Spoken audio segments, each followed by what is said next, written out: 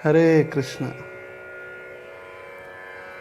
श्री श्री राधा पंढरीनाथ की जय, विठ्ठल रुक्मिणी की जय, श्रील प्रभुपाद की जय, निताई गौर प्रेमानंदे, हरी हरी बोल।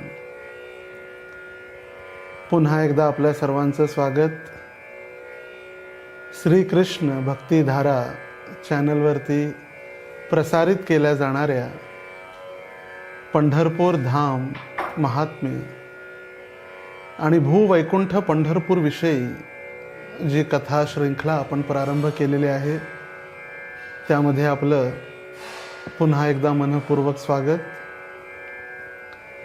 काल आपण चर्चा केली द्वारकाधीश पांडुरंग किंवा द्वारकाधीश श्रीकृष्ण पंढरपूरला का आले आणि पंढरपूरला येण्याचं सर्वात महत्त्वाचं कारण रुक्मिणीचा रुसवा काढण्यासाठी।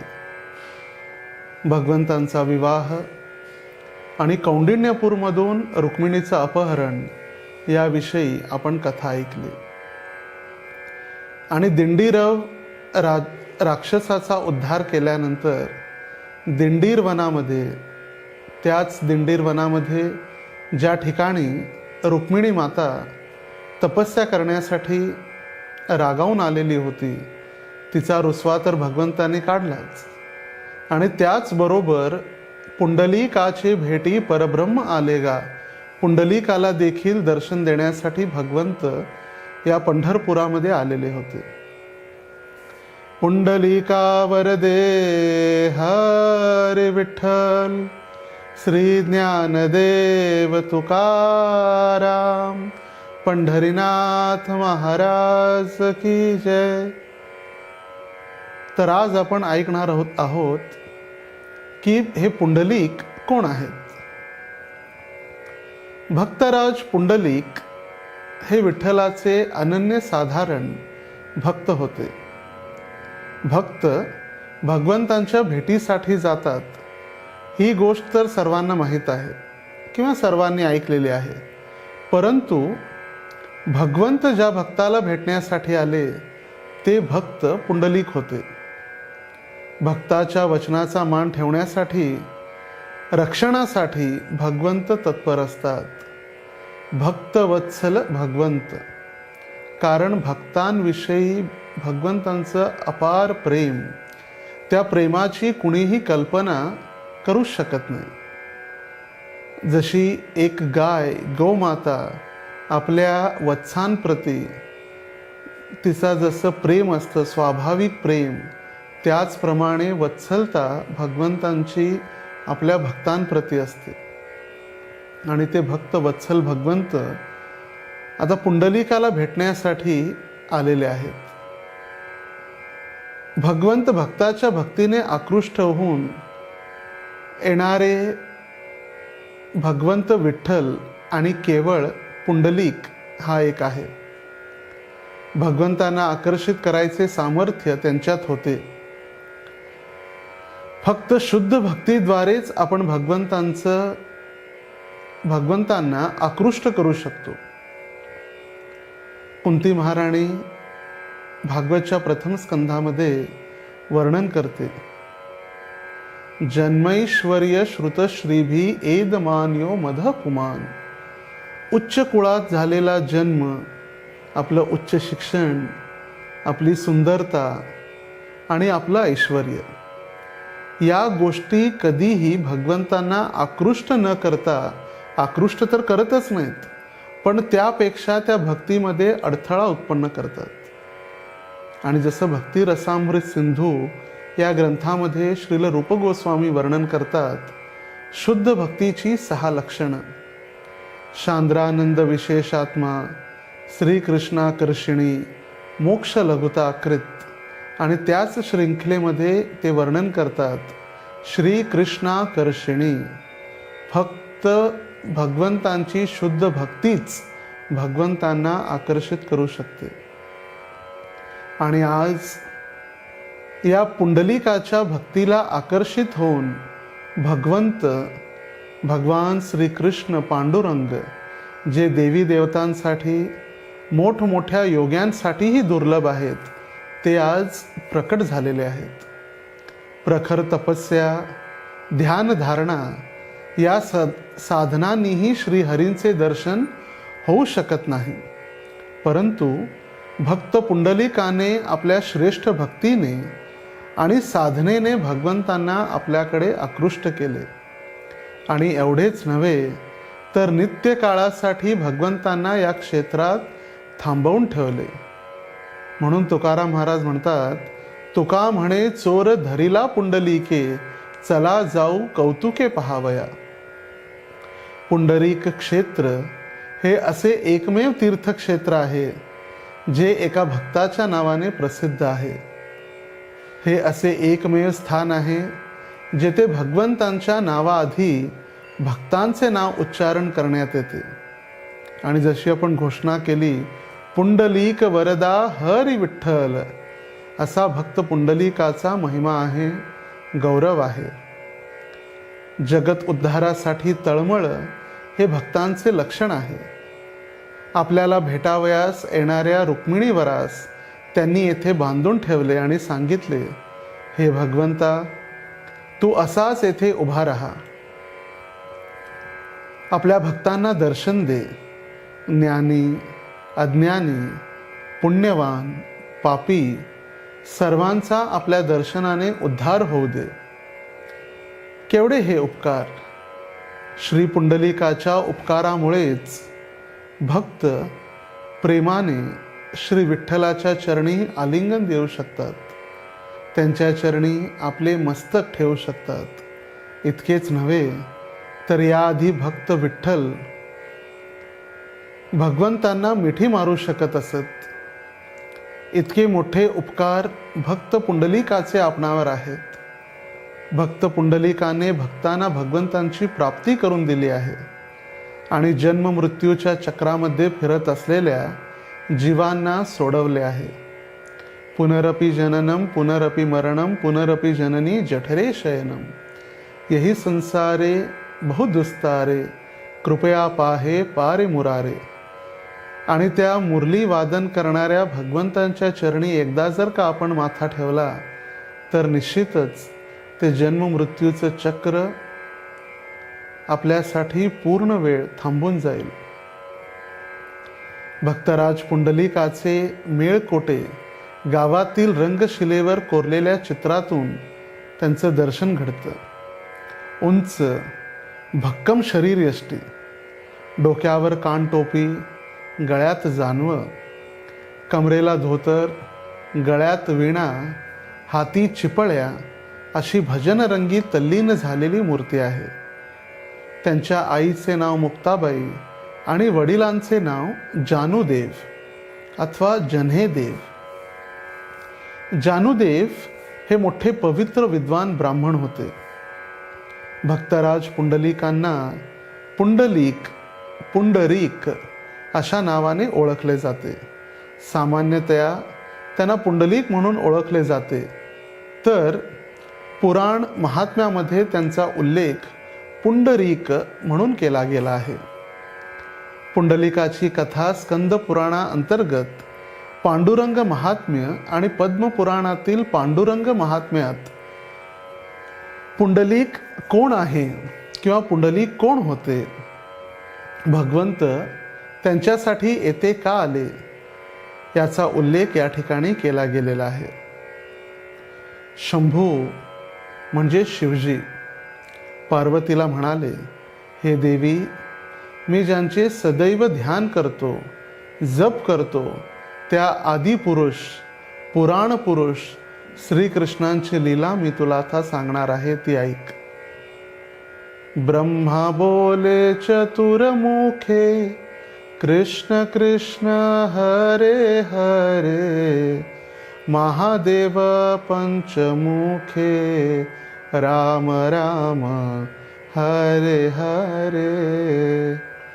महादेव सदैव त्या रामनामाचा सदैव जप करत असतात आणि त्या नामस्मरणामुळे त्यांच्या कंठामध्ये असलेलं जे विष आहे, हलाहल विष, त्याचा दाह त्यांनी थांबवून ठेवलेला आहे.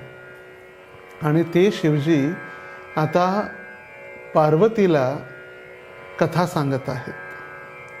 पूर्वी लोहदंड क्षेत्रात जानुदेव नावाचे ब्राह्मण राहत होते. ते मोठे सात्विक, धर्मपरायण, सत्यशील आणि पुण्यवान होते. ते सदैव एकाग्र मनाने भगवंतांची सेवा करीत असत. भगवंतांच्या कृपेने त्यांना एक पुत्र प्राप्ती झाली. त्याचे नाव होते पुंडलिक. परंतु काही पूर्वदोषित कर्मामुळे ते प्रथमतः सदाचारी, सुवर्तनी नव्हते. ते त्यांच्या आईवडिलांचा फार अपमान करीत. त्यांचे कोणतेही म्हणणे ऐकत नसत. पुंडलिकाच्या अशा बोलण्याने त्यांच्या आईवडिलांना मरणप्राय दुःख होत असे. मरण आले तरी बरे, पण या मुलाची संगत नको असे त्यांना वाटू लागले. पुंडलिकाचे आई वडील काशी यात्रेस गेले. त्यांनी पुंडलिकास त्यांच्या समवेत चलण्यास सांगितले, परंतु पुंडलिक मात्र गेला नाही. तेव्हा आई वडील दोघेच निघून गेले. त्यानंतर काही दिवसांनी काही यात्रेकरूस काशीस निघाले असता, ही काशी आहे तरी कशी, जाऊन पाहूया असा विचार पुंडलिकाने केला आणि पुंडलिक त्यांच्यासोबत निघाले. त्यांनी आपल्या पत्नीला बरोबर घेतले आणि प्रवासासाठी घोडा घेतला. वाटेत पायी चालणाऱ्या वृद्ध आईवडिलांना बघूनही पुंडलिक थांबले नाही. वाटेत प्रवास करता करता पुंडलिकांना कुकुट आश्रम दिसला. पुंडलिक आपल्या पत्नीसह आश्रमात गेले. तेथे त्यांचे आई वडीलही आले. श्री पार्वती शंकरांना विचारते, हा कुकुट कोण? तेव्हा श्री शंकर सांगतात, हे कुकुट स्वामी महायोगी ब्राह्मण होते. त्यांचे तेज सूर्यासारखे होते. ते परक्या स्त्रीला मातेसमान समजत असत. सर्व प्राणी मात्रांना समान समजत असत. पवित्र, सदाचारी, सद्गुणी, सद्विवेकी असे त्यांचे चरित्र होते. गुणसंपन्न असे हे स्वामी दीनदुबळ्यांची मदत करीत. आपल्या आई वडिलांची कर्तव्यपरायण पुत्राप्रमाणे सेवा करीत असत. ब्राह्मण असल्यामुळे वेदांचे अध्ययन अगदी पूर्ण योग्य पद्धतीनं करत ते सत्य, अहिंसा, तप, ब्रह्मचर्य, गुरुसेवा आणि परोपकार यांचे तंतोतंत पालन करीत असत. अशा या तेजस्वी योग्याचे स्थान असलेल्या कुकुट आश्रमात गंगा, सरस्वती, यमुना या तिन्ही नद्या भल्या पहाटे येऊन झाडलोट आणि सडामार्जन करीत असत. त्यांच्या जलाने स्नान करणाऱ्या सर्व पातक्यांची पापे घेऊन त्या अगदी कुरूप होत असत. परंतु कुकुट आश्रमात येऊन सेवा केल्यावर त्या पुन्हा दिव्य रूप धारण करीत असत. असे त्या आश्रमाचे महात्म्य होते. कुकुट स्वामी आश्रमाच्या बाहेर आले असता पुंडलिकाने त्यांना विचारले, येथून काशी किती दूर आहे? पण कुकुट ऋषी म्हणाले, मी कधीही काशीस गेलो नाही. हे ऐकून पुंडलिकाने कुकुटाचा उपहास केला, परंतु काहीही न बोलता स्वामी आश्रमात गेले. श्री नारदांच्या भेटीमुळे कोळीवाल्याचे रूपांतर जसे वाल्मिकी ऋषीत झाले, तसाच प्रसंग आता पुंडलिकाच्या जीवनात घडून आला. 2 प्रहर रात्र झाली असताना गंगा, यमुना आणि सरस्वती या नद्या डोक्यावर पाण्याच्या घागरी घेऊन आश्रमात आल्या. त्या तिघी अत्यंत कुरूप दिसत होत्या. प्रथमतः पुंडलिकाला भीती वाटली, परंतु पुंडलिकाने त्यांना पाहिले असता असे लक्षात आले की त्या तिघींनी जशी आश्रमाशी झाडलोट केली व सगळीकडे सडा संमार्जन केले, त्या क्षणी त्या तिघीही सतेज आणि दिव्य रूप झाल्या. तेव्हा पुंडलिक त्यांच्याकडे जाऊन म्हणाले, तुम्ही कोण आहात?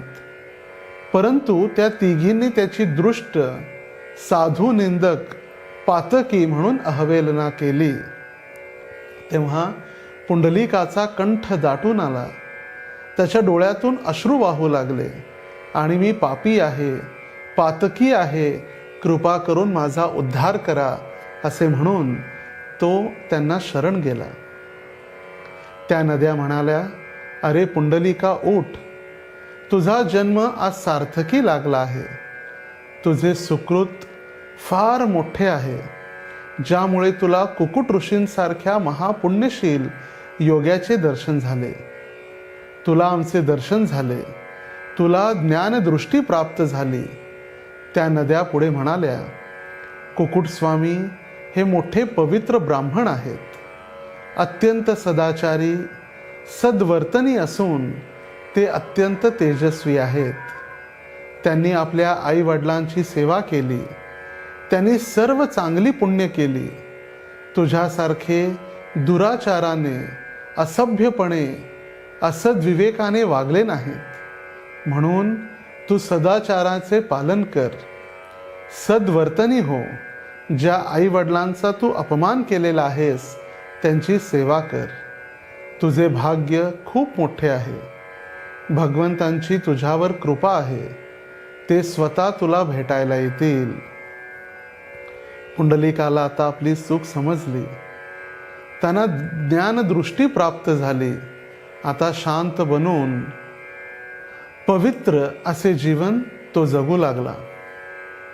तो आपले जीवन तपस्या, स्वाध्याय, भगवंतांची सेवा, आई वडिलांची सेवा करण्यात घालवू लागला.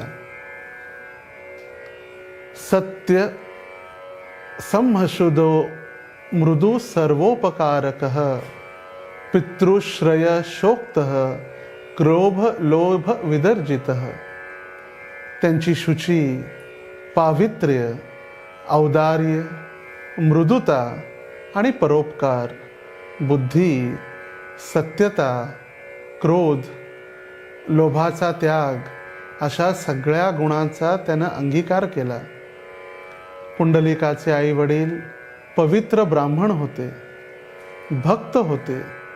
ते निष्पाप, विद्वान, सुशील, सात्विक, जितेंद्रिय आणि सत्यवादी होते.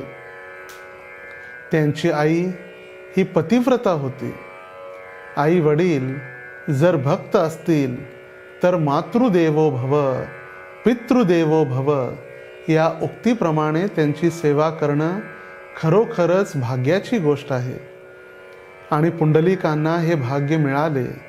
भगवंतही आपल्या भक्तांचे भक्त होण्यास सांगतात.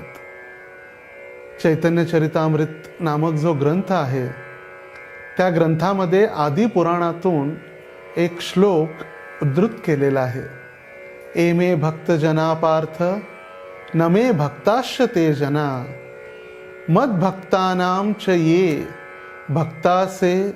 भक्तास्ते भक्त तमामतः.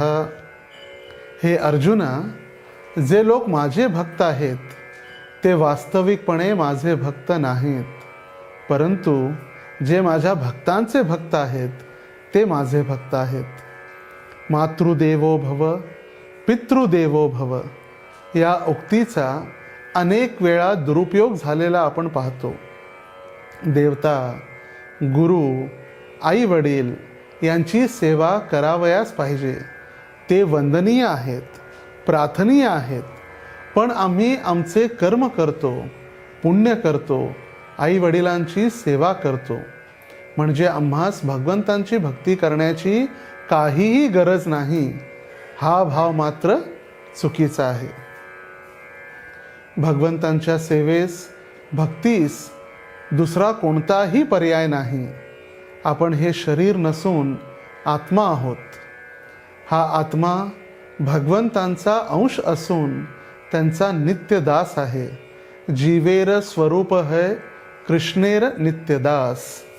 भगवंतांच्या सेवेने, हरिनामानेच आपण आत्मसाक्षात्कारास पात्र होऊ शकतो. आपण भगवंतांच्या सेवेनेच आयुष्यातले परम ध्येय, भगवंतांची भक्ती, भगवत प्रेम प्राप्त करू शकतो.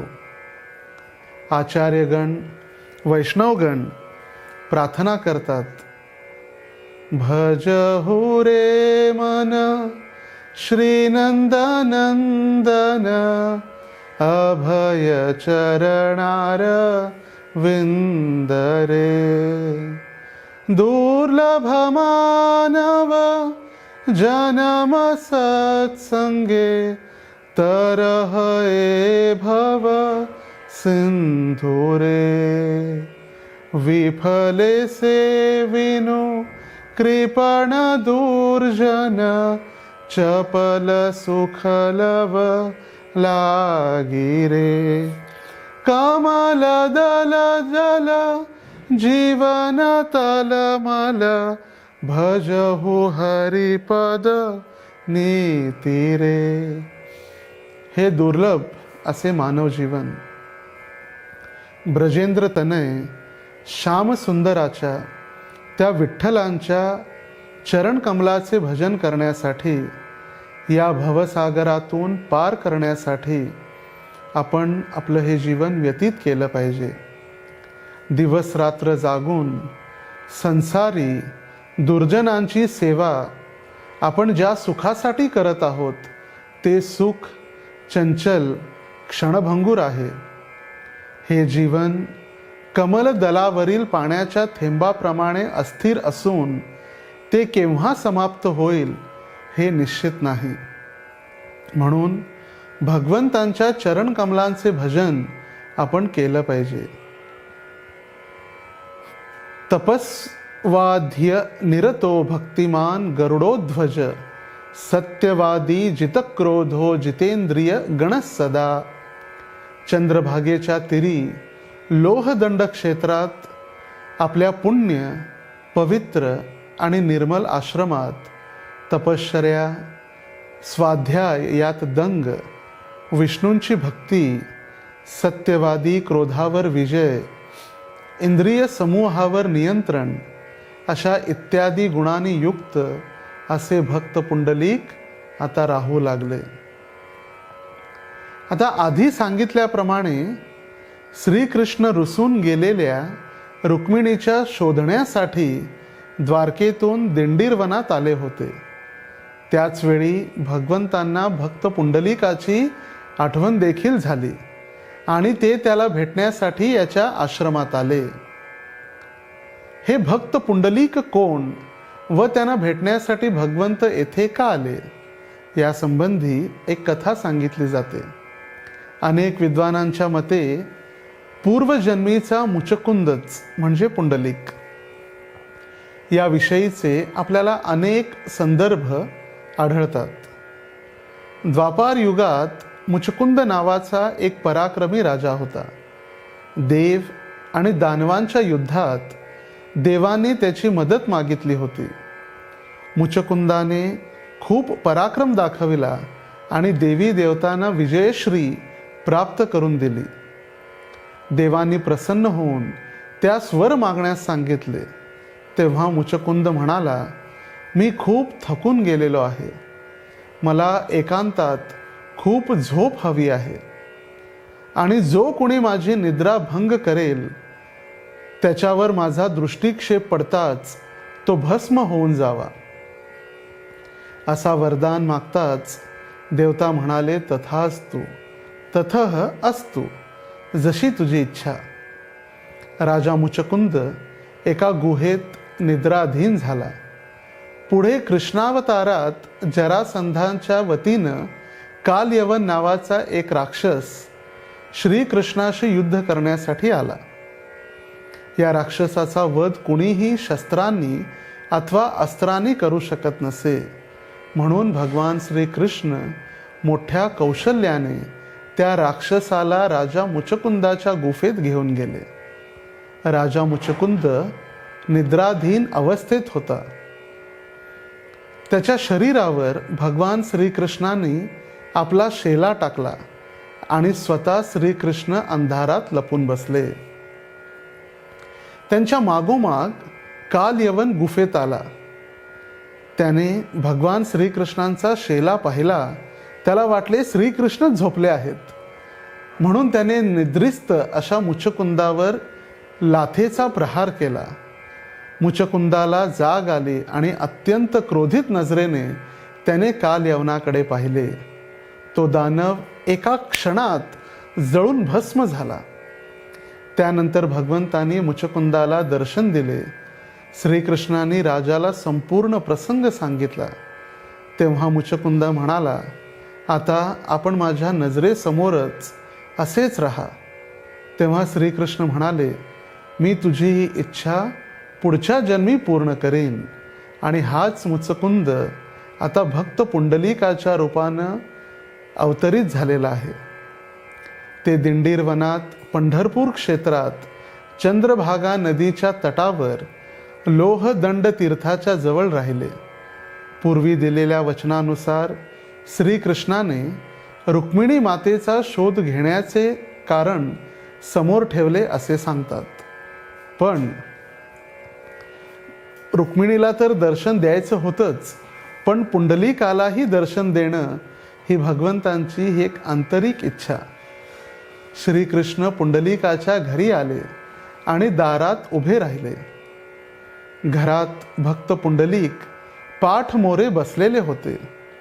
ते आपल्या आई वडिलांचे चरण स्वच्छ करीत होते आणि पाठीमागे श्रीकृष्ण उभे होते. भगवंतांचे तेज दाही दिशांना पसरले. भक्त पुंडलिक आश्चर्यचकित झाले, घाबरले. त्यांनी मागे वळून पाहिले तर साक्षात भगवंत श्रीकृष्ण त्यांच्या दारी उभे होते.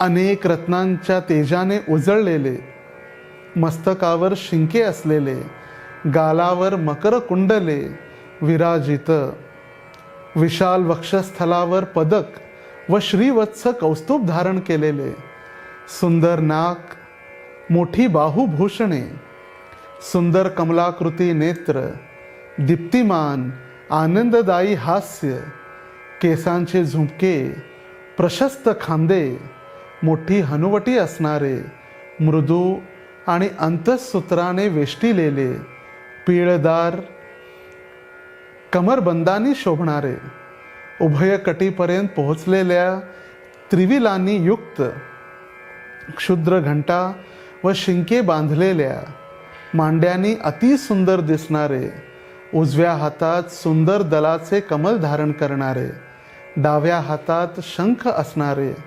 मांड्यामध्ये गाई हाकण्याच्या काठीचा भाग पकडून ठेवणारे, कमरेवर हात ठेवून जगाला मोहित करणारे भगवंत सुंदर रूपाने शोभत पुंडलिकाच्या जवळ उभे राहिले. त्यांना पाहून मुनी आनंद विभोर झाले. असे भगवंतांचे अप्रतिम सौंदर्य पाहून श्री पुंडलिक फार हर्षित झाले. नमो पंकजनाभाय नमः पंकजमालिने नमो पंकजनेत्राय नमस्ते पंकजांघ्रये. जसं कुंती महाराणी म्हणते, भगवंतांचं अंग प्रत्यंग प्रत्येक अवयव हे एका कमळ पुष्पाप्रमाणे आहे आणि त्याचीच हुबेहूब आता प्रतिकृती सुंदर असे भगवंत मेघश्याम, गळ्यात वनमाळा पुष्पमाळा धारण केलेले भगवंत आता या ठिकाणी पुंडलिकाला दर्शन देण्यासाठी अवतरलेले आहेत.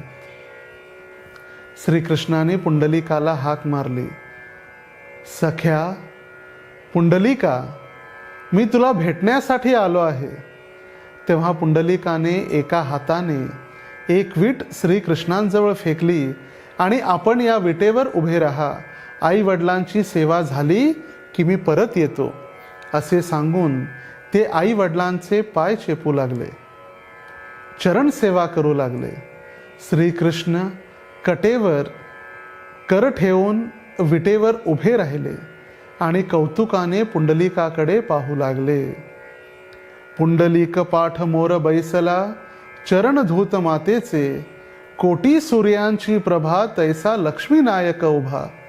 ती वर्णिता शोभा वेदशास्त्र अतर्कता, तो पुंडलिक घाबरला म्हणे एवढा प्रकाश कसा पडला, म्हणून अवलोकू लागला तो देखिला भगवंत, तव हाती पित्याचे चरण, तेथून कैसे हरिसी नमन, मग वाम हस्ते करून वीट नीट टाकली बसावया.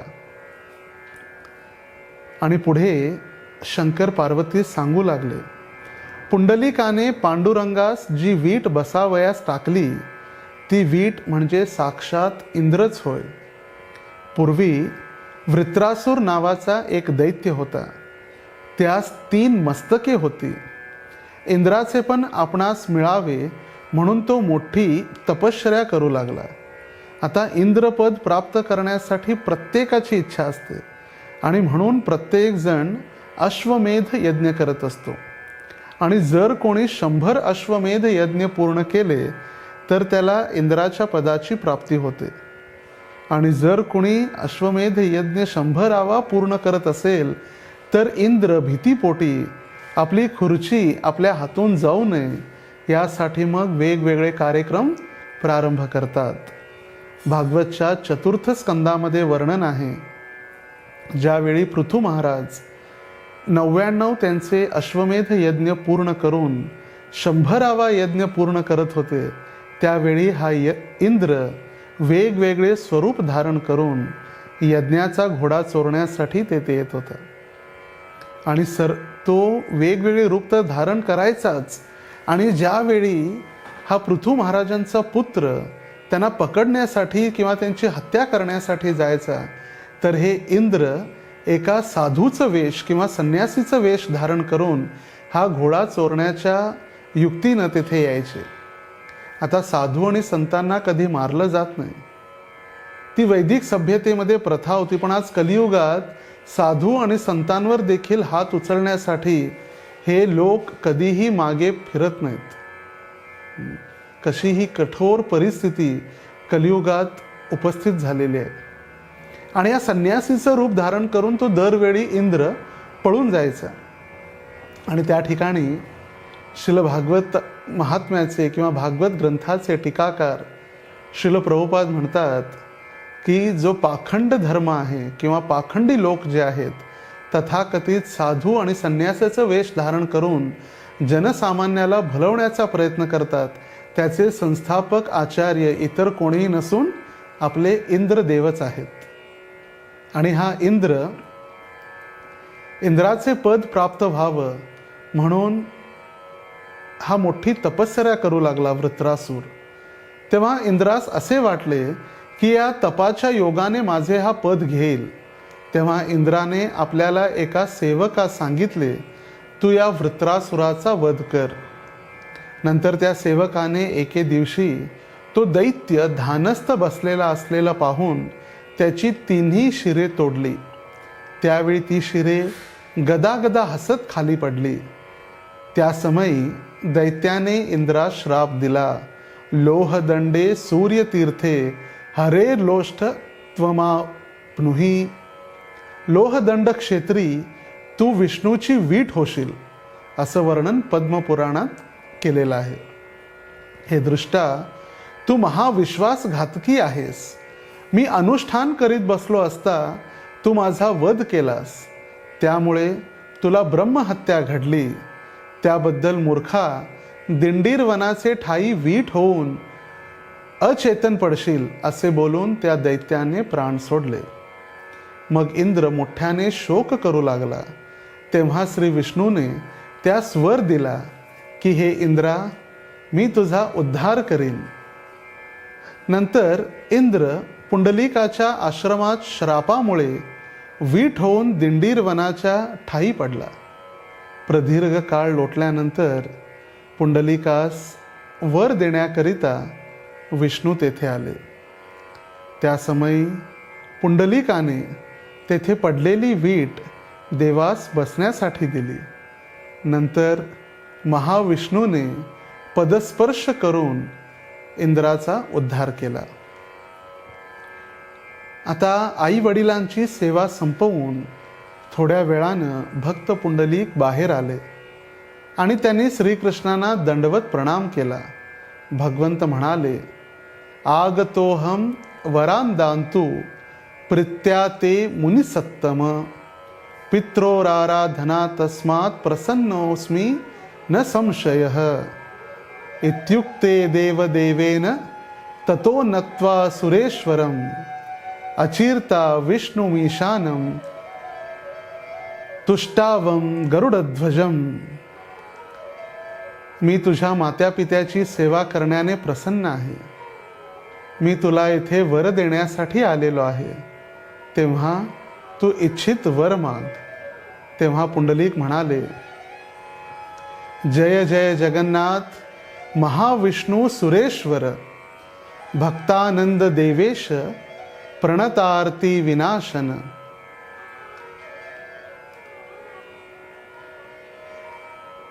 पुंडलिक म्हणू लागला, हे भगवंता, मी वर मागत नाही. विषय क्षणभंगूर आहेत. कल्पवृक्ष प्रसन्न असताना कुष्मांड आदीचा काय उपयोग?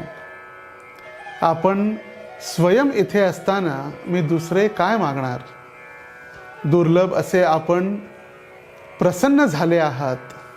दुर्लभ अशा तुम्हालाच मी वर म्हणून मागतो. आपण सुंदर हास्य असलेले, सुंदर दृष्टी असलेले, सर्वांना इच्छित वर देणारे आहात. आपण येथे वास करावा. सर्व प्राणी मात्र आपल्यातील भक्तांविषयीचा प्रेमळपणा पाहोत. देवांना देखील दुर्लभ परंतु माझ्या कारणाने येथे उपस्थित झालात. जीव घोर अशा संसार सागरात बुडाल्याने दुःखी झालेल्या जीवांचा त्राता, रक्षण करता अशा स्वरूपामध्ये येथे आपले दर्शन घेऊन ते तुमच्या चरणकमलाची प्राप्ती करून घेऊत. आपल्या आज्ञेने हे क्षेत्र सर्व क्षेत्रामध्ये उत्तम क्षेत्र आणि सर्व तीर्थांमध्ये उत्तम तीर्थ व्हावे. ज्ञान विज्ञान रहित मूर्ख पापी लोकांना देखील आपले दर्शन प्राप्त व्हावे. तसेच हे तीर्थ माझ्या नावाने प्रसिद्ध व्हावे आणि भक्तांचे कल्पद्रुम असे आपण आपल्या सुंदर अशा रूपाने येथेच वास करावा. हेच वर मी मागतो. माझे इच्छित दुसरे काहीही नाही. पुंडलिकाने वर मागितल्यानंतर सुहास्य वदनाने भगवंत त्याच्याकडे पाहत उभे राहिले आणि भगवान म्हणाले, श्री भगवान उवाच दुर्लभयाचिता ब्रह्मन् वरासुर मुनीश्वरे दास्ये तान पीते नास्ति प्रसन्नेयेमि दुर्लभ.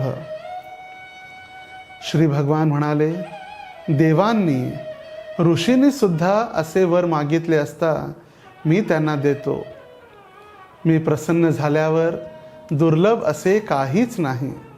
भीमा नदी येथे येऊन तुझा आश्रम मी पावन करीन.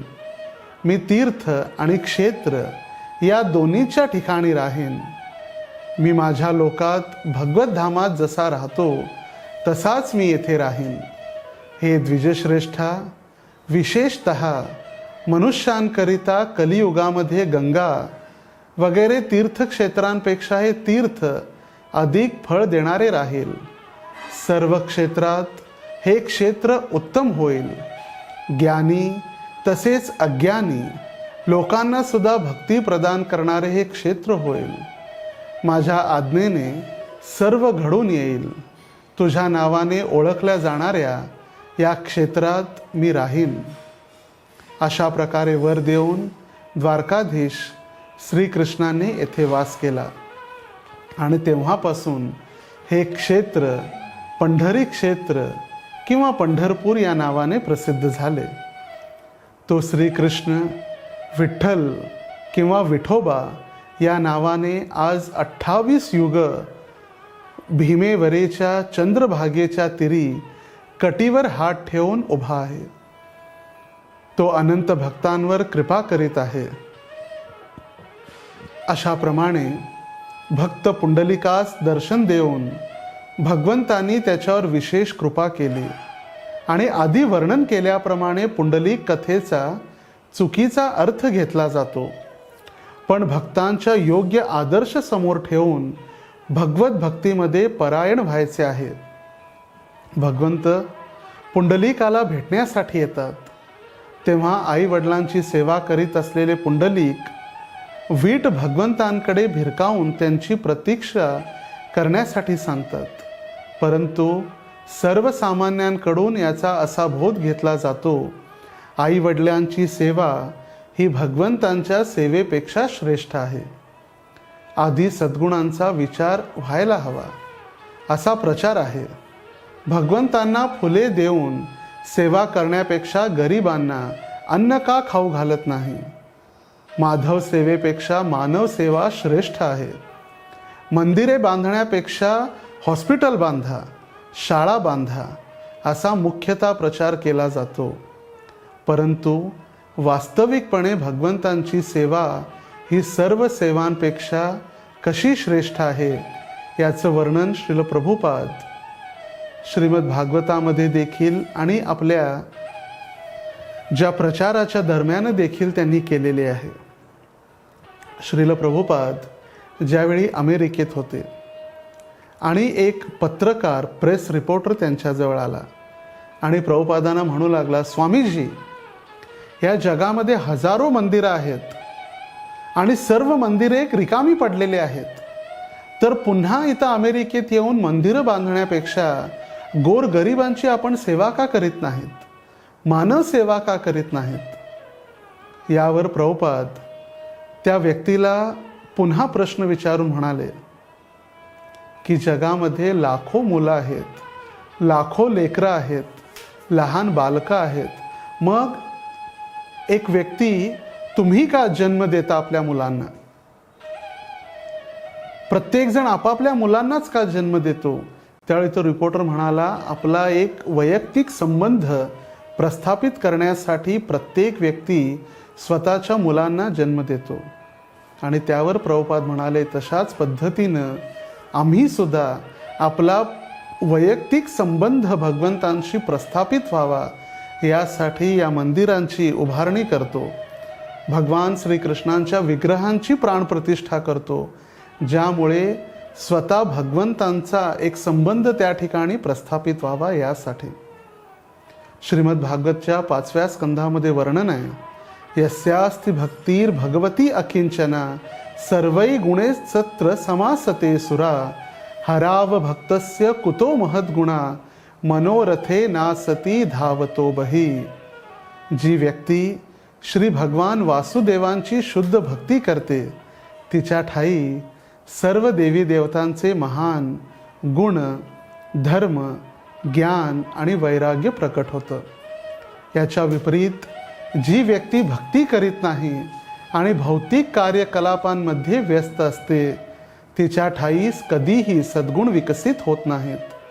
भलेही ती व्यक्ती योग अभ्यास अथवा आपल्या परिवार किंवा कुटुंबियांचे यथोयोग्य पालन पोषण करण्यास संपूर्णपणे दक्ष असेल, अशी व्यक्ती आपल्या मनोधर्मामुळे भगवंतांच्या बहिरंग मायेची सेवा करते.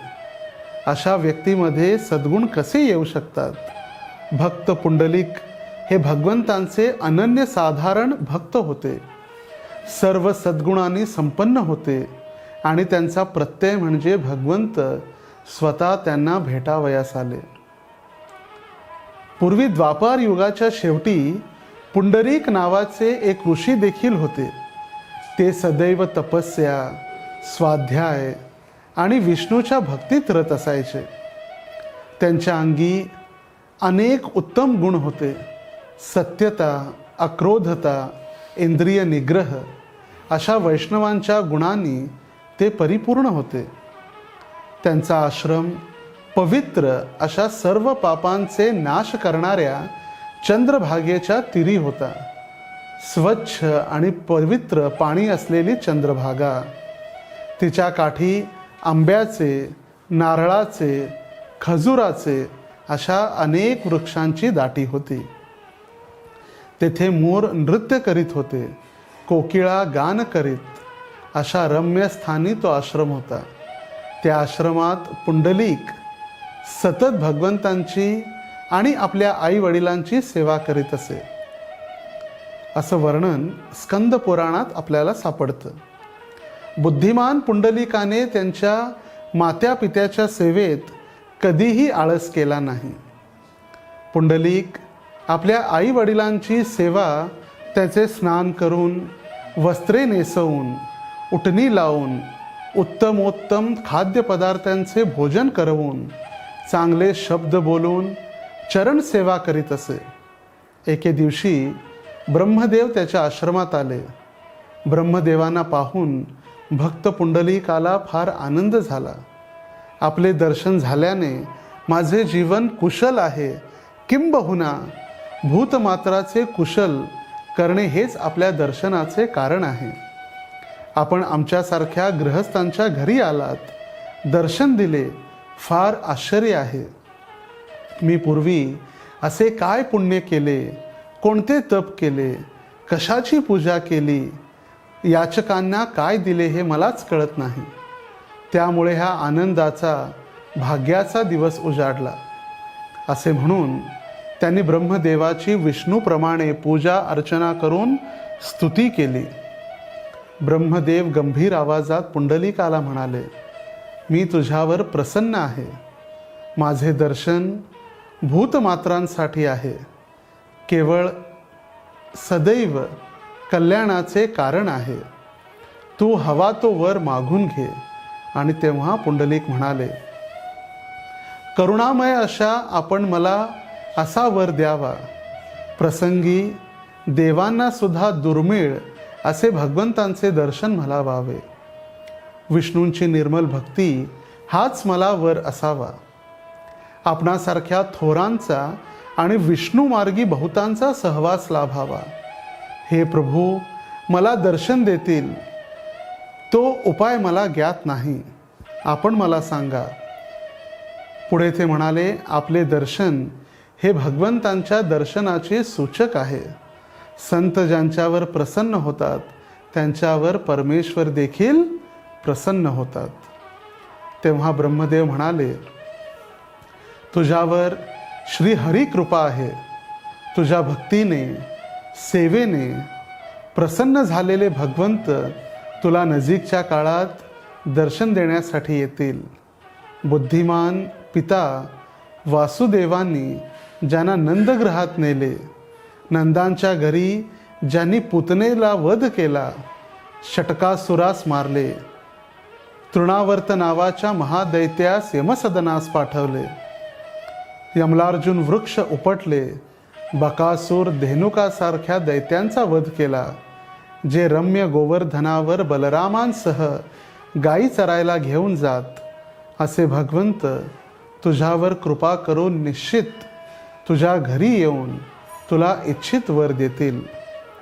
तुझी भक्ती महती सर्वत्र अतुलनीय होईल आणि हे क्षेत्र ऋषी, देव, मनुष्य या सर्वांकडून सेव्य होईल. असे म्हणून ब्रह्मदेव अंतर्धान पावले. पुंडलिकांनी त्यांना नमस्कार केला. पुंडलिकही स्वतःच्या निवासस्थानी गेले. देवकीनंदन श्रीकृष्ण वृंदावनात महादैत्य धेनुकासुराचा वध करून गायींना चारण्यासाठी गोवर्धनला गेले असता ते पुंडलिकाला भेटण्यासाठी आले.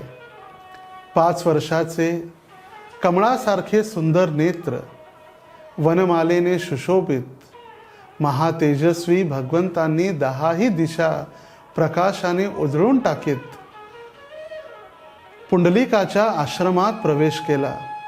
भगवंतांना पाहून पुंडलिक फार हर्षित झाले. फार मोठा प्रकाश आपल्या आश्रमात कुठून आला यामुळे आश्चर्य वाटून पुंडलिक चिंतित झाले आणि त्या गोविंदांचे प्रत्यक्ष दर्शन करू लागले.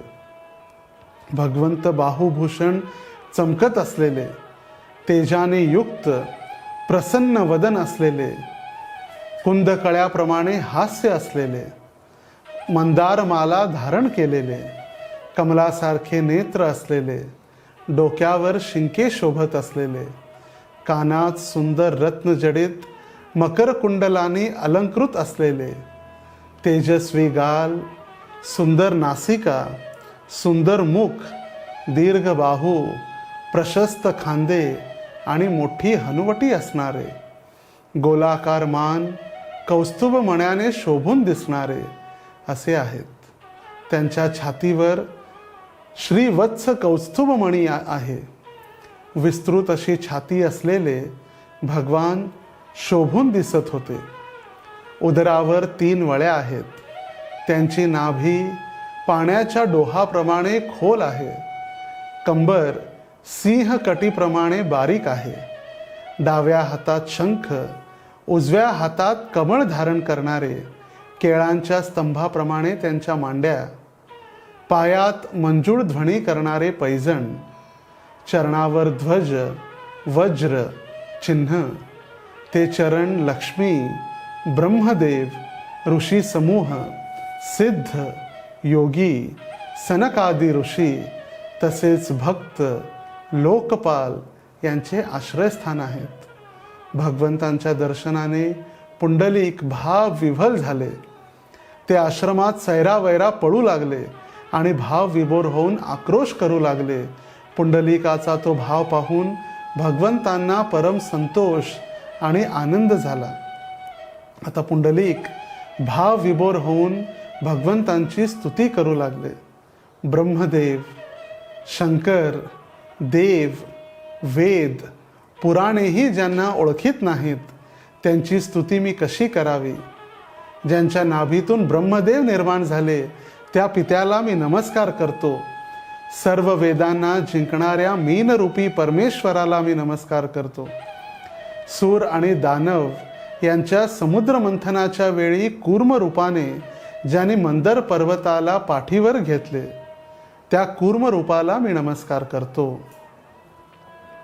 भक्त प्रल्हादासाठी हिरण्यकश्यपूला मांडीवर घेऊन मारले आणि आपल्या नरसिंह रूपास मी नमस्कार करतो. 3 पदांनी पृथ्वी, आकाश, पाताळ यांना पादांक्रात करून बली दैत्यांची पृथ्वी हरण करणाऱ्या त्रिविक्रमास मी प्रणाम करतो. 21 वेळा पृथ्वी क्षत्रियरहित करणाऱ्या आपल्या परशुरामाच्या अवतारास प्रणाम करतो. अशा अनेकविध स्तुतींनी पुंडलिकाने भगवंतांचे गुणगान केले आणि म्हणाले, मी काय चांगले काम केले. देवतांना सुद्धा दुर्लभ असे दर्शन आज मला झाले आणि आनंदाच्या भावनेनं ते व्याकुळ झाले. हे प्रभू, मी आपणाला पाहिले त्यामुळे मी सनात झालो आहे. आपण मला संसारातून मुक्त केले. अशी ही सुंदर प्रार्थना या ठिकाणी पुंडलिकानं भगवंतांच्या चरणी अर्पण केलेली आहे. मला एक छोटी कथा आठवली. एक लहान बालक दररोज भगवान श्रीकृष्णांच्या मंदिरात जाऊन हात जोडून अगदी निरागसपणे मनातल्या मनात काहीतरी बडबडत भगवंतांची प्रार्थना करायचा.